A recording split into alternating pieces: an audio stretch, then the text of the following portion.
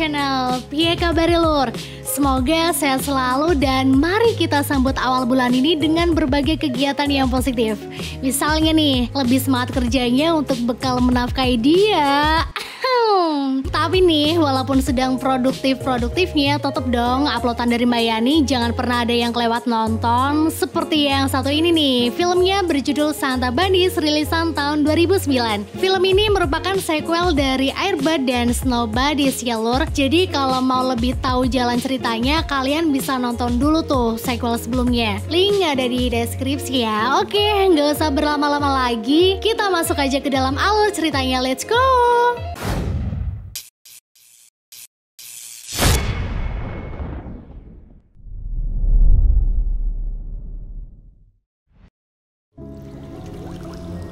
Awal scene terlihat Santa Claus dan anjingnya yaitu Santa Paws sedang mengamati bongkahan es di kutub utara. Di sini mereka merasa miris karena bongkahan es semakin mencair seiring banyaknya anak dan anak anjing di dunia yang tidak lagi mempercayai keajaiban Natal. Kekhawatiran mereka pun semakin menjadi karena jika bongkahan es itu benar-benar mencair, maka keajaiban Natal akan benar-benar menghilang.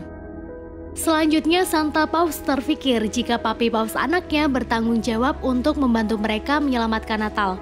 Kemudian kita beralih kepada anjing yang sedang dibicarakan itu. Terlihat dia baru selesai bermain dengan para rusa penarik kereta yang diketuai oleh Comet. Setelahnya dia pergi ke ruang produksi hadiah, yang mana di dalamnya terdapat para kurcaci atau sebut saja peri dan para anjing Santa sedang menyiapkan hadiah Natal untuk para anak dan anak anjing di dunia yang baik hati. Nah, karena Papi jahil, dia dengan sengaja menekan tombol kali 2 pada mesin pencetak hadiah, sehingga semua pekerja menjadi kewalahan. Tak butuh waktu lama, suasana di sana langsung berubah menjadi kacau. Dan akibat perbuatannya, Papi Paws dihukum ayahnya dan Santa Claus untuk tidak bermain dengan para peri sekaligus dengan rusa kereta luncur.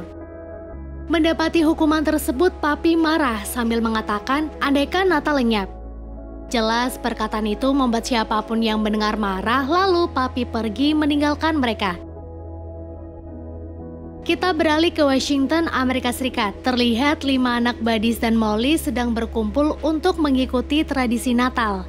Di sini Butterball yang merasa boring berkata kepada Deputy Sniffer jika Santa Claus hanyalah orang yang berpura-pura dengan seragamnya. Dan dari jawaban-jawaban saudara Butterball, di sini Mbak Yani bisa menarik kesimpulan bahwa mereka adalah generasi anjing yang tak mempercayai adanya keajaiban Natal. Selanjutnya setelah acara itu selesai, saatnya lampu pohon Natal dinyalakan. Awalnya sih iya emang nyala, namun tak berselang lama tiba-tiba lampunya mati dan saat itu pula Mr. Kirk lewat dengan muka nyeblingnya. By the way nih, dia adalah orang jahat yang suka menculik anjing. Dan di sini Mbak Yani nggak tahu tuh ada masalah apa di hidupnya kenapa Mr. Kirk bisa berbuat jahat seperti ini. Selanjutnya, Mr. Kirk berhasil menculik Tiny, anjing kecil yang selalu menyangkut pautkan keajaiban Natal dalam kehidupan sehari-harinya. Tiny lalu dibawa ke tempat penampungannya yang kumuh dan kita beralih ke Papi. Dia yang sedang marah pergi ke bongkahan es sambil mengatakan jika dirinya benar-benar tidak ingin bertanggung jawab atas Natal dan dia ingin sekali menjadi anjing biasa. Besoknya, Santa bersama Paws membuka buku daftar anjing nakal dan salah satu yang terdaftar di sana adalah Butterball. Lalu Papi yang penasaran dengan kehidupan anjing biasa pun mengambil satu lembar buku itu dan berencana akan menemui Butterball agar dia bisa mengajarinya. Singkatnya, dengan menumpang sebuah mobil pengantar surat dari kutub utara, Papi Paws akhirnya tiba di Washington. Dan pas banget saat Papi Paws sampai, seluruh aliran energi di kutub utara menurun drastis. Hingga aliran listrik di sana padam, kemudian energi para rusa penarik kereta juga ikut menurun dan Paws bersama Santa yang mendatangi mereka sedikit kaget ketika mendapati kenyataan bahwa Papi dari tadi pagi tak bermain bersama mereka. Di Washington, nampak anak kecil bernama Mikey memberikan surat kepada Santa Claus palsu dan dia meminta tolong kepadanya agar dapat memberikan surat itu kepada Santa Claus yang asli. Namun surat itu terjatuh dan akhirnya kembali diambil oleh ayah Mikey lagi. Kemudian Mr. Crook kembali datang dan dia kali ini hampir saja berhasil menangkap Papi. Untung saja Papi yang baru menolong seseorang menggunakan kalung ajaibnya berhasil melarikan diri. Akhirnya karena sudah malam, Papi memutuskan untuk tidur di sebuah toko. Malam itu mobil pengantar surat pulang lebih awal ke Kutub Utara. Alasannya adalah karena mobil itu juga mengalami kehabisan energi. Paginya, Papi berhasil bertemu Baderbal yang sedang jogging bersama tuannya. Namun dia tak bisa mengejar Baderbal karena posisinya terkunci di dalam. Singkatnya, setelah toko itu dibuka, Papi segera keluar dan mencari Baderbal. Di tengah jalan, dia kembali menggunakan kalung ajaibnya untuk menolong orang yang sedang kesulitan membenarkan lampu Natal.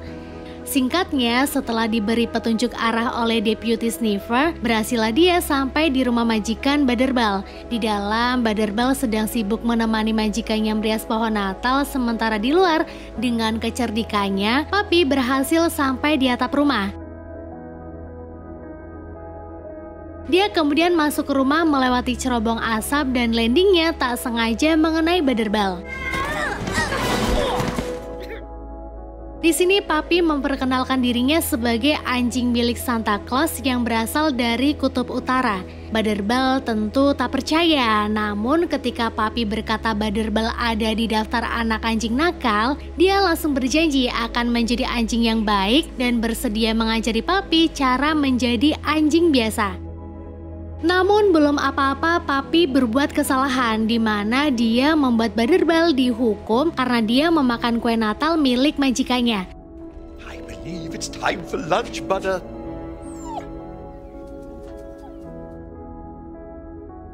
Selanjutnya, Baderbal yang berhasil lolos dari kurungannya membawa Papi ke base camp untuk diperkenalkan kepada keempat saudaranya. Nah, namun Papi tak mendapat respon perkenalan yang baik dari saudara Baderbal karena mereka tak percaya dengan identitas asli Papi. Lalu Papi memberitahu alasan dirinya ada di sini. Itu tak lain adalah karena dia ingin menjadi anjing biasa. Mendengar hal tersebut, Bidok si jago hip hop segera mengajaknya ke rumah dan sedikit mengajari Papi cara menari. Tapi ternyata Papi lebih lincah darinya. Namun karena saking asiknya menari nih, Papi tak sengaja memecahkan vas bunga. Dan karena takut akan dimarahi si majikan, Bidok akhirnya membawa Papi pergi ke rumah Madbat. Tak jauh dari kekacauan sebelumnya, Papi awalnya emang bisa beradaptasi dengan baik. Dia juga sempat membuat Madbat merasa impresif saat Papi menggunakan kalung ajaibnya. Namun pada akhirnya Madbat harus dihukum oleh si pemilik karena dia ketahuan mengotori karpet rumah. Akhirnya karena sudah tidak kuat lagi dengan kelakuan Papi, dengan baju plastiknya Madbat mengantar dia ke rumah Rosebud. Nah, di rumah Rosebud, Papi kembali membuat kekacauan dengan merubah baju Rosebud menjadi baju yang sangat bernuansa Natal dan itu tidak disukai oleh Rosebud. Muak dengan hal itu, Papi kembali dimutasi ke Buddha. Ya, kali ini ke Buddha, namun bukannya berkaca dari yang sebelum-sebelumnya, Papi dengan sadar menghancurkan mood Buddha dengan mengubah patung dinastinya menjadi boneka salju. Oke, kita berpindah ke tempat penampungan Mr. Crook. Terlihat dia kedatangan customer yang kalau kalian ngeh itu adalah ayahnya Mikey. Namun pria itu tak jadi membeli Tiny, anjing yang udah dia incar karena Mr. Crook mematok harga yang sangat mahal. Namun karena pria itu sangat ingin menghadiahkan seekor anjing untuk anaknya, akhirnya dia meninggalkan kartu nama miliknya di dekat kandang. Hari berikutnya terlihat kelima anak badis bersama Papi bermain petak umpet. Kali ini Papi yang jaga, dan saat dia menghitung mundur dari 10 sampai 1, datang Mr. Crook yang telah bersiap untuk menangkap Papi. Selesai menghitung, Papi segera mencari keberadaan Baderbal CS, dan tak butuh lama berhasil tuh Papi menemukan mereka. Namun karena tahu mereka sedang membicarakan dirinya, akhirnya Papi memilih untuk menguping sebentar. Oke, Mbak Yani kasih tahu, jadi di sini mereka meragukan identitas Papi yang mengaku sebagai anjingnya Santa. Soalnya jika dia anjingnya Santa, kenapa dia malah mendatangkan kekacauan untuk mereka? Dan di saat itu, Mr. Kirk berhasil menangkap Papi dari belakang. Dan di waktu yang sama, 5 anak badis juga mulai sadar jika Papi seperti itu mungkin karena dia dalam masa adaptasi. Mereka yang sadar segera mencari Papi, tapi mereka telat karena Papi sudah dibawa Mr. Crook ke tempat penampungannya dan kalung ajaib yang mengikat di lehernya dilepas, kemudian ditaruh di ruangannya. Di sana Papi bertemu dengan Tiny dan beberapa anjing lainnya yang terkurung. Tiny yang baru berkenalan dengan Papi kemudian mengatakan jika mungkin Mr. Crook seperti ini karena dia kehilangan semangat Natalnya. Dan dari sini pula Papi menjadi tahu jika Tiny adalah anjing yang percaya kepada keajaiban Natal. Papi juga merasa tersentuh saat mendengar nyanyian Tiny tentang keajaiban Natal. Kini akhirnya dengan cerita dan lagu yang diucapkan Tiny berhasil membuat Papi mau belajar arti Natal yang sesungguhnya, dan dia juga berjanji kepada Tiny bahwa dia akan menyelamatkan keajaiban Natal. Beralih ke kutub utara, semenjak Papi Paus pergi, es mulai mencair lebih cepat.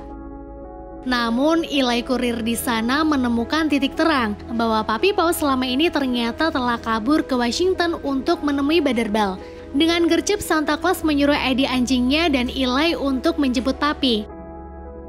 Singkatnya, sampailah mereka di Washington dan gak perlu waktu lama berhasillah Eddie bertemu Butterball. Sementara Eli menuju ke stand Natalan yang ada di pinggir jalan. Next, setelah Eddie menceritakan semua yang terjadi di kutub utara kepada Butterball, kelima anjing itu kemudian mulai membantu Eddie untuk mencari Papi. Di sini karena mereka sudah curiga dengan Mr. Crook, maka tak perlu pikir panjang, segeralah mereka on the way ke tempat penampungannya. Kebetulan nih Mr. Crook sedang tidak ada di sana. Kawanan anjing itu pun segera mencari Papi dan ketika ketemu, Butterball CS segera mencari kalung Papi agar dia dapat mengeluarkan semua anjing yang terkurung. Singkatnya, kalung Papi telah berhasil ditemukan. Namun saat mereka akan pergi, Mr. Kirk datang. Mereka langsung bagi tugas tuh di sana di mana Papi dan 5 anak badis pergi menemui Eli agar Papi bisa segera pulang untuk menyelamatkan Natal. Sementara Eddie, Tiny dan para anjingnya telah terbebas dari kandang mengalihkan perhatian Mr. Kirk.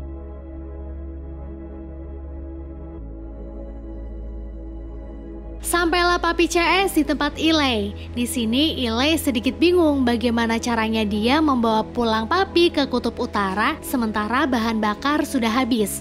Akhirnya Rosebud memiliki ide untuk mengantar Papi ke kutub utara bersama keempat saudaranya. Ya maklum, di season lalu kan mereka memang udah belajar kereta luncur.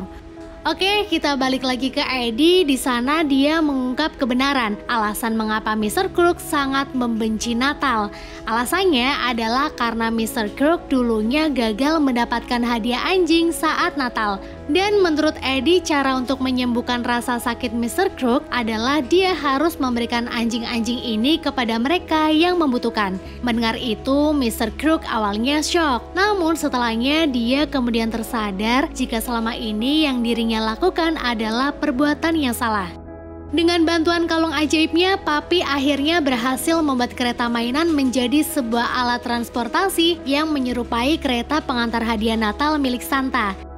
Dengan kalungnya juga, Papi membuat Butterball dan 4 saudaranya menjadi penari kereta dan mereka pun terbang menuju kutub utara. Singkatnya, sampailah mereka di kutub utara. Di sana, Papi segera menemui Santa dan ayahnya. Kehadiran kelima anak badis langsung disambut oleh Santa yang berniat akan memindahkan mereka dari daftar buku anjing nakal menjadi anjing baik karena ketulusannya menolong Papi. Tak berselang lama, Eddie dan Eli juga telah pulang ke kutub utara. Mereka yang merasa tak memiliki kendala lagi pun segera menyelesaikan pekerjaannya. Di hari yang sama, di tempat penampungan terlihat Mr. Crook sedang membagikan beberapa anjing kepada anak-anak.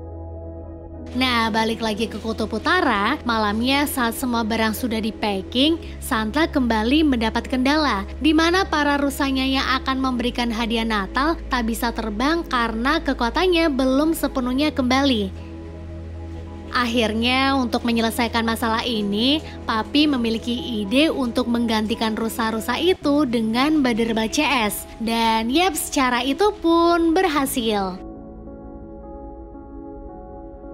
Di malam yang sama, Mr. Kirk yang berada di gereja bertemu dengan pria yang kala itu akan membeli Tiny. Nah, di malam tersebut para tuanya anak-anak Badis juga sedang berdoa di rumah masing-masing. Awalnya mereka yang ragu akan keajaiban Natal kini mulai percaya. Dan di malam Natal ini, mereka memohon agar anjing mereka dapat kembali dengan selamat setelah beberapa hari menghilang. Di rumahnya, Mr. Kirk mendapatkan surat yang dibuat oleh Mikey. Dia lalu membaca surat itu dan karena tersentuh, akhirnya Mr. Kirk mengantarkan Tiny ke alamat rumah yang sudah Mikey tulis. Dan lihat betapa senangnya Mikey kala itu.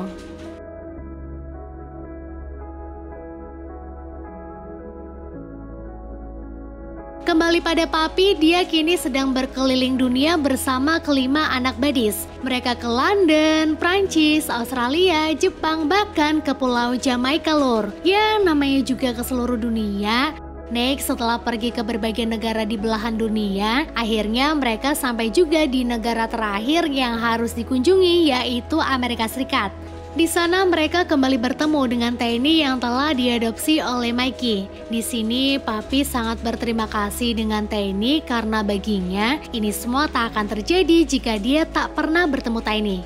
Di Kutub Utara, baik Santa maupun Paus merasa sangat senang karena melihat bongkahan es sudah kembali seperti semula dan itu menandakan keberhasilan Papi dan kawan-kawan. Mereka lalu pergi ke Washington untuk menjemput Papi, dan sebelumnya Santa juga memberikan satu persatu hadiah kepada kelima anak Badis. Selanjutnya, sebelum Papi dan kelima sahabatnya itu berpisah, mereka saling berpamitan dan mengucapkan terima kasih.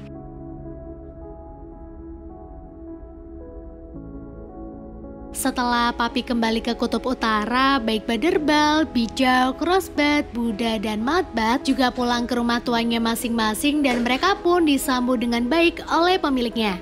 Besoknya, ayah Mikey yang paham jika Mr. Kirk lah yang membawakan Tiny untuk anaknya, pergi ke penampungan untuk menawari Mr. Kirk makan malam bersama. Dia pun tak bisa menolak ajakan tersebut dan singkatnya setelah selesai makan malam nih, mereka bersama warga berkumpul di taman kota untuk merayakan Natal dengan sukacita dan film pun berakhir.